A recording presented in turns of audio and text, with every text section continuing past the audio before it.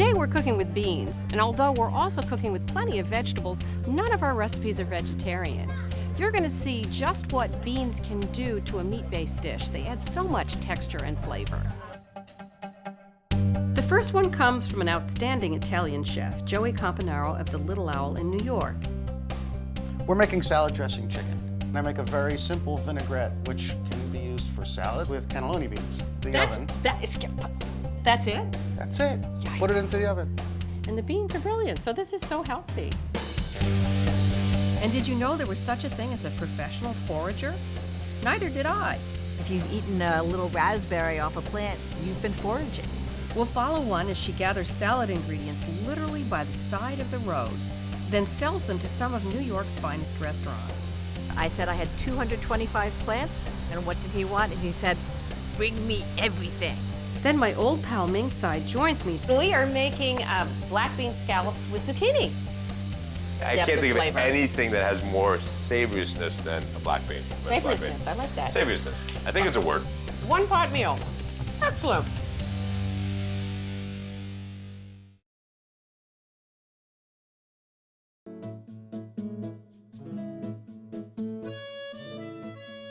My guest Joey Campanaro is the real deal, an Italian chef from Philly whose roots go back to Italy. I can't wait. I'm ready. I'm ready. Let's do it. So yes, that's my crazy cousin Rosalba.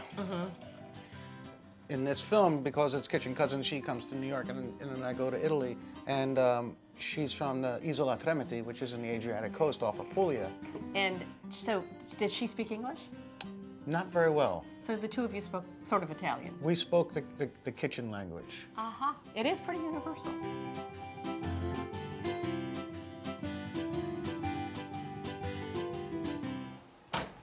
Hi, I'm Sara Moulton. Welcome to Sara's Weeknight Meals. Boy, I wish I had a cousin in Italy. Darn. That long-lost, Luigi. Shucks. Anyway, I'm so happy to have Joey Campanaro here today because it's the rare chef that comes with a recipe that actually works for weeknight meals. Usually they have 500 million ingredients. You came up with something that's really cool. Thank you. Perfect for the home cook. So tell us what we're making. We're making salad dressing chicken. So I like to use the chicken legs, and I make a very simple vinaigrette, which can be used for salad or it can also be used for cooking. Oh, cool. Now, why are we using legs? I like the legs because of the amount of fat. Oh. And they get very juicy when they cook with the salad dressing, and it's very simple. It's a very forgiving recipe. You can just stick it in the oven, and 45 minutes later, you have this wonderful chicken dish that's perfect for everyday meals. With hands off. You don't do anything. You throw it in the oven, forget about it. And you're doing the leg, this is both the thigh and the leg, because? The dark meat is my preference. This works for chicken breast as well, but this just stays juicy. It's okay. just, I would just say forgiving. sometimes people would just do thighs, that's all. But hey, the whole thing, much better, much more economical. Yeah, and then when there are leftovers, you can use that for, a pasta the next day or a chicken salad for lunch. That's great. I like the way you think. Okay, so I'm going to make the dressing. So we start with Dijon mustard, about a tablespoon. I love using mustard in so many different ingredients. Well, it emulsifies things, so you It don't... does help to emulsify so that you stay away from raw egg. Yes. So we're using a sherry vinegar. I love it. Actually, sherry vinegar is my favorite vinegar. It's what I use in dressings. We're using 2 tablespoons of sherry vinegar, but we're also using rice vinegar. How come? That's just so interesting. So to mix different types of vinegars, they're both have lots of acid in them. Well, rice vinegar is less acidic, and so there's an opportunity to balance out the sherry, but still celebrate the sweetness of the sherry. And I'm going to put a hefty pinch of salt in there too, right? It's always important to season your dressing. Yeah, season them in the beginning. As a matter of fact, I'm going to get this salt dissolved before I add. We're going to have honey in here too. Now, what's the honey doing in here? I'm going to add a tablespoon. Honey also adds depth, and the natural sugar balances out the acid as well. So it doesn't just like go, you don't go, woo, You lose the burn. Yeah. And you just, you earn the flavor. It also helps while you're cooking, and it helps to caramelize the chicken. Okay, now you're chopping some shallots. They're going to go in the dressing too? Yes. Shallots are great. I mean, the thing that's nice about shallots, even a straight up dressing, is they're so sweet. You don't end up with onion breath. You just add a nice sweet crunch, I think. With this recipe, there's so many people these days that are like allergic to things or intolerant to things. And it gets really, really challenging with Italian food because people get allergic to garlic and gluten. And if you notice, this recipe doesn't have either. That is really cool. And nobody would know better than you because you've got 3 restaurants. You know, it happens all the time. It's, you know, I want Italian food, but I can't eat pasta. Yeah. Or I can't eat garlic. And so I do consider recipes that just already fall into that category so that I don't have to change it last minute or I don't have to teach my cooks a different method. I just added 4 tablespoons of good olive oil. All right, so the next move, Sarah, is to pour that Just right pour on top. Right on top. I like this. So now what I'd like to do is put a little bit more salt and pepper right onto the Okay. the skin. Okay. Again, we're using kosher salt. Is that what you use in your restaurants? I use kosher salt for, you know, for pre-cooking. The workhorse beginning. And then I like to use the Maldon sea salt. to finish with. Right, or Melbourne? Maldon. Oh, Malden from England. Yes. I thought you were saying Australian Melbourne. Okay. To finish with. Okay, cool. That's correct. You know, and while I was in Italy, on the Adriatic coast, the seawater just falls onto these jetties. And there are little puddles of seawater, and it actually evaporates, and you could stick your hand in and pick sea salt right off of these jetties. Did you? I did. I used somehow it. I knew you did, and then you brought it home and you got it through customs. And they didn't ask you any questions. I just used it. I just used it there while I was cooking there. So if you could put this into the oven. That's it? That's it. Put it Yikes. into the oven. You make my kind of recipes. All right, so this goes into a 375? 375 for 45 minutes. Okay. But this isn't all there is. I mean, this is, you could eat this straight up, but what is the second half? Because I know there's a salad component here. Right, so in order to make salad dressing chicken, you have to serve it with a salad. Well, not necessarily, but it's perfect because the salad dressing is going to get used for that. The salad dressing that's on the chicken is going to get used in the salad that we're going to serve it with. And so in an effort to stay away from using a pasta with this dish, I decided to serve this with cannelloni beans. Do you want me to open these guys up? Yes, please. Okay, and I'll give them a rinse-a-rooney.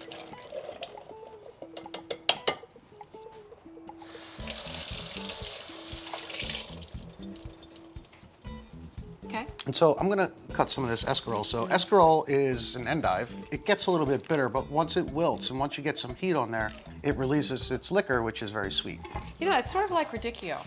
I find radicchio very bitter, but when I grill it, it somehow just gets much sweeter. If you notice, I just make little incisions on the ribs here, and then we just go straight down. Oh, you need me to rip some herbs. Just you want me to rip them right in there? Right, so I like to use a mixture of parsley, dill, and tarragon. And then we just tear them up. And Okay. I want to keep away from the stems. Right, stems on parsley are very tough. It's funny, years ago when I was in California on my honeymoon, we went to this restaurant that served a salad that was almost all herbs. I just never thought about eating herbs straight up in a salad, but they're so wonderful. It's very refreshing, and they're interesting flavor bursts of while you're eating a salad.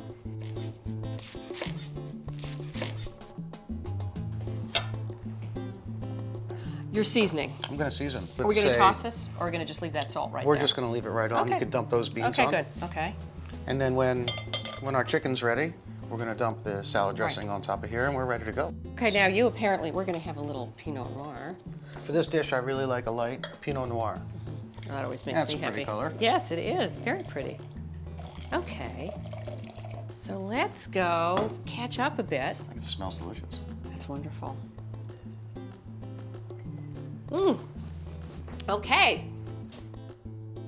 So you just opened up a new restaurant, huh? Yes. You know, It's number 3, right? The This third. is the third restaurant with the clam. You know, it's a seasonal restaurant, so there are tons of vegetables on the menu, and we always focus on allowing the season to dictate To what drive we're the menu. to basically draw us in the right direction. I want to hear some of the dishes on the menu involving clams, because I'm such a clamaholic. I have 2 favorite dishes on the menu: spaghetti and clams. And the other dish that I love, we make clam fried rice. Clam fried rice. I'm gonna have to check them out. You know, I betcha. Oh, our Our chicken, yes.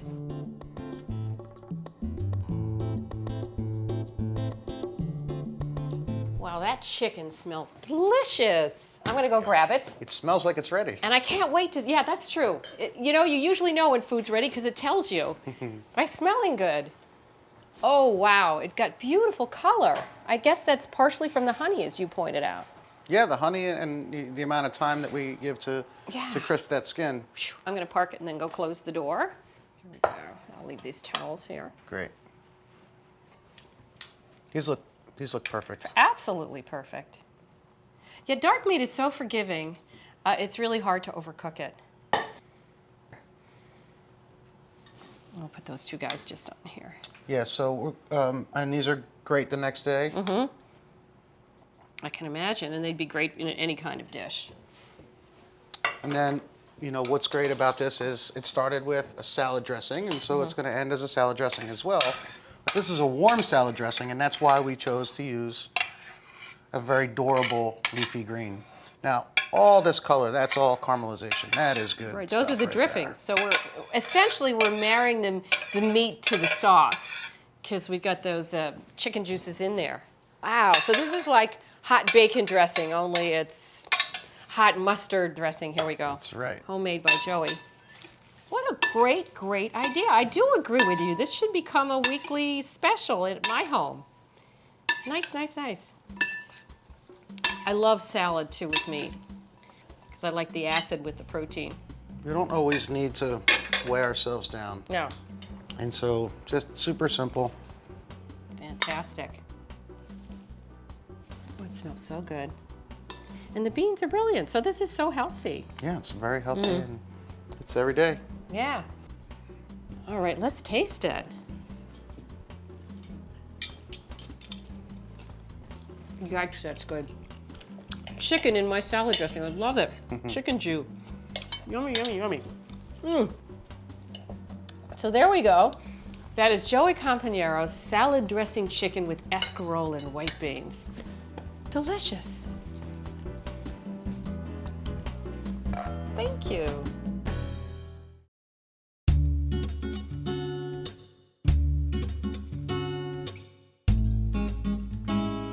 People spend all their non-working time trying to get rid of dandelions in their backyard. But now I've come to love the dandelion. My entire family is waiting for dandelion season to begin because the leaves are so tender and sweet when they're young, and the flowers taste amazing when they're fried. Some people think it tastes like popcorn. Tama Matsuoka Wong likes wild plants. That's why she gave up a lucrative job in financial law to be a full-time forager for five-star restaurants. I didn't really discover this. It sort of discovered me because I was a failed gardener. So I tried to plant things and they all died, or I'd forget about them and then there was tons of weeds. So I thought, why not just go with the flow and embrace what's there instead of trying to force something that I wasn't very good at. So I just let my yard become weeds. I brought some plants from my meadow into Restaurant Danielle in New York City. Eddie LaRue, who's the chef de cuisine, made it into some amazing dishes for dinner. And when I went back into the kitchen, he asked me what else I had in my meadow. And I said I had 225 plants, and what did he want? And he said, bring me everything. Soon I found myself toting these garbage bags of weeds around New York City on the subway to Restaurant Danielle. Danielle knew we were doing this and he would come in. He actually said, so, Tama, how's foraging? I'd never heard of foraging before. When he first said that to me, I thought he meant kind of like rummaging or something. I didn't really know. And I sort of looked askance like, okay. So the project that we worked on to test all these plants ended up turning into this book, Forage Flavor. That is the result of all our testing projects and it's made for the home cook. Writing a cookbook was harder than it looked, especially adapting high-end restaurant recipes for home kitchens. My secret weapon ended up being my 15-year-old daughter. We would go around the grocery store and we had to be able to find the ingredients that were available in our local supermarket. And then my daughter had to be able to cook it in our oven based on the chef's recipe. So the one thing is that a chef cannot argue with a 15-year-old girl. But just look at what they came up with.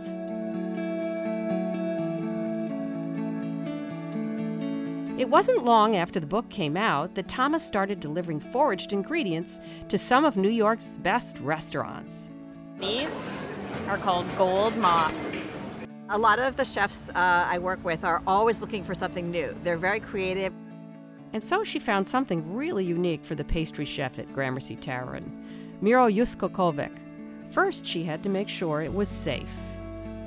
Before I would sell something, I would always make sure that there is documented evidence of it having been consumed by humans somewhere on the planet. And shagbark hickory bark was used by the American Indians in a tea. They would boil it, and they said it tasted kind of sweet. So I thought, okay, let's get a bunch of bark and like bring it in. And then frankly, it just looked like a house shingle. So I thought, sure. And I brought this in, never seen someone so excited. Oh my gosh, bark. Totally into this. And then maybe like 2 weeks later, he made me eat what he had put on the menu. He put this shagbark hickory bark ice cream. It was amazing. So I think people are not connected with nature or what's around them anymore. So they're just used to seeing food that comes in a packet. Whereas actually, if you've eaten a little raspberry off a plant, you've been foraging. It's really just connecting where the plants are coming from and ways people have eaten it around the world.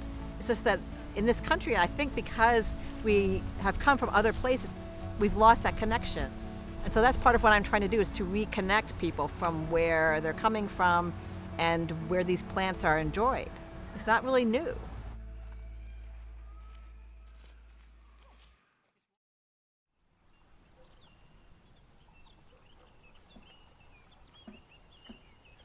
Hello.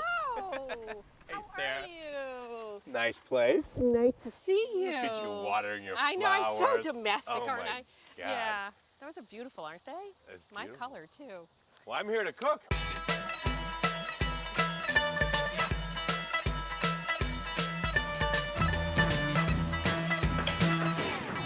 I'm here with my old friend and fellow chef, Ming Tsai. Hello, Sarah. Hello.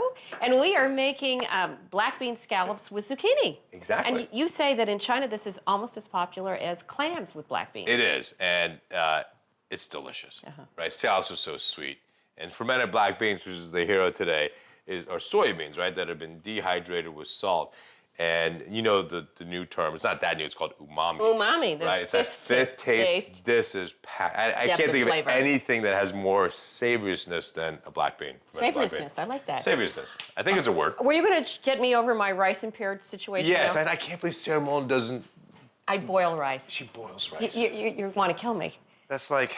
Oh, I know, it's like nails I on don't a know. blackboard. I don't know. That's Okay, like show Marba me. Tali eating ramen Okay. noodles instead of making Okay, pasta. rice god, show me the right way to do it. Okay, two things. Get a rice cooker. Right? They're $49. Go to your local store. Rice cookers are one thing. They're foolproof. Okay. You put it in Well, I with the need right that. amount of water, you push a button, they go. Okay. But the key, step one, is you gotta wash your rice, right? So this is some long grain rice. We're gonna go back to the sink here, and I'm gonna show you, when you wash rice, you gotta wash it till the water is clear. And we're doing this because? Because one, rice is dirty. Sometimes you'll see a pebble or whatnot in there. Two, see how cloudy this water is?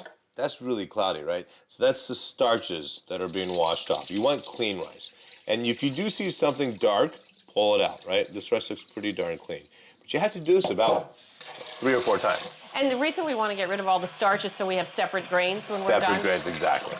And I learned rice from 2 people. My grandfather, who taught me the Mount Fuji technique, which I'm going to show you. Oh, I can't wait. And then Kobayashi, who's the sushi master in making sushi rice, short grain rice.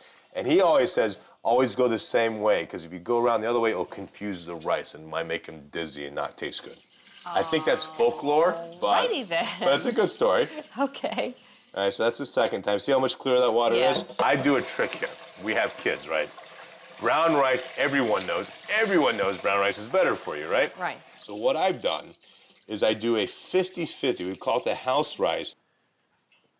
So here we have brown rice that has been cleaned just like this white rice. Right. Soaked for 1 hour. Because that's- brown rice takes longer to cook, more moisture than white rice. So if you soak it for an hour, then you can combine the two and you can cook it together.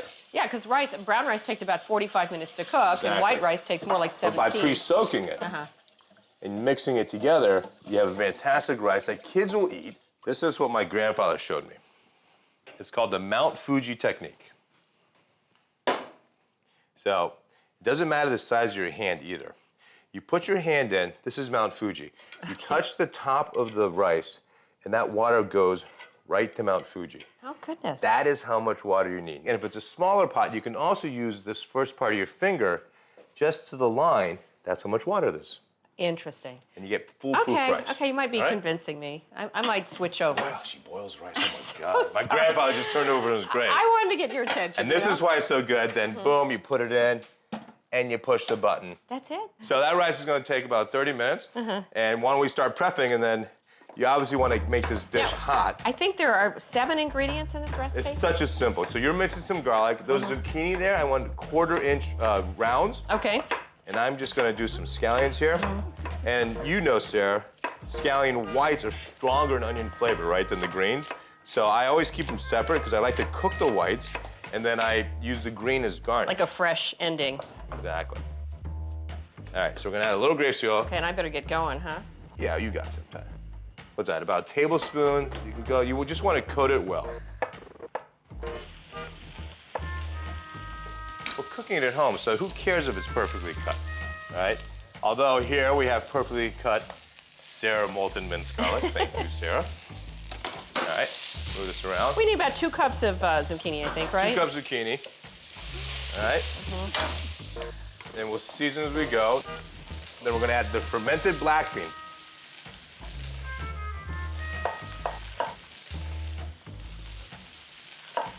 Right. So I'm mixing them up a little bit. These go in. All right. Now we have some beautiful scallops. I'm gonna grab from the fridge here. So here's scallops, right? And I know you know this, Sarah, but there's always a muscle on the scallop when you buy them. That's what right? attaches it to the shell, right? Exactly. So pull that off. It's actually not inedible. It's just a little chewy. So we had zucchini and scallops at the same time. All at once. Right? Do you want to just talk a little bit about scallops and dry versus wet? Yeah, I mean, these are beautiful. Let me grab one of these. These are so nice and dry. So if you're trying to sear or caramelize, you need dry ones. So quite often scallops are in a brine. They taste okay, but they have a little tinny taste to it. Yeah. And you can never get color on them, right? Yeah. So this dish is basically done. I mean, we just got to cook the What? scallops through. We just started. I know. That's why it's one-pot meals. You just got to cook the scallops through. We're done. Amazing. Simple. All right. Okay. And the rice will be done in about 20 minutes. Okay. All right, Sarah, this looks awesome. The last thing I'm gonna add is 2 tablespoons of butter. This is optional. I'm like, wow. This is I didn't optional, know there was but butter in Chinese food. Do you want me to cut it in 2? Yeah, cut it in half. This is East-West food, right? Oh, and I the forgot. butter adds just a nice, coats the scallops and adds a luxuriousness and richness to it. You know, again, it's optional, but oh my God, I It just recommend pulls the it. whole thing together. It almost makes its own sauce, Yeah. if you would, all It's right? a finishing sauce. Does that look good? That was the name of your show, right? East Meets West. East meets West. There you go, on the Food Cooking Network. live with Sara Moulton. Not that many people know that you were discovered on my show. I was discovered You in were your going to show. be discovered anyway. Well, I don't know But if he that's true. substituted for me, and he did such a good job. I went away. I made this big mistake of going away for a week. This man took my show. Everybody fell in love with him. Next thing we know, you have your I own. was so bummed, like, she's coming back? Yeah. Why is she coming back? Well, then you got your own. You got East Then Meets I got West. East meets West. All right, so just a touch of salt, Sarah. You don't want a need little tons. Yeah, and pepper.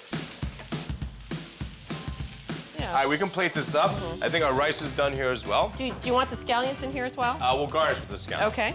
All right.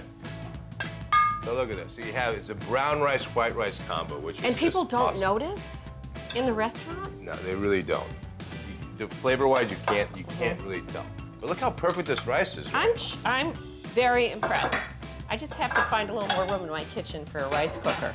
You got plenty of room. That's what you think. So a little bit of scallions. There you go. Oh my goodness, And that then- is spectacular. Scallions on top. And we've got chopsticks. I'm going to do my best. You know what? I have a beverage for us, though. Oh, you do? I brought I'm going to take a one bite. of my favorite beers. This is from Yangjing in China. And, you know, I think beer with this type of food is just delicious. It's just so refreshing. Okay. Oh, well, this is, there you- I like it. You come with beer and everything. Cheers. Cheers. So, does it taste good? Beer is good because there's a little richness to the scallops and the butter, and they kind of Cuts right through it, all those bubbles. right? Okay, oh, yum. All right, so this is our scallop, black bean, scallop, and zucchini rice dish. One pot meal. Excellent. Yeah, not bad. Not as good as your food, Sarah, but it's not bad. With Ming Tsai, I'm Sara Moulton. Thanks for joining me on Sarah's Weeknight Meals.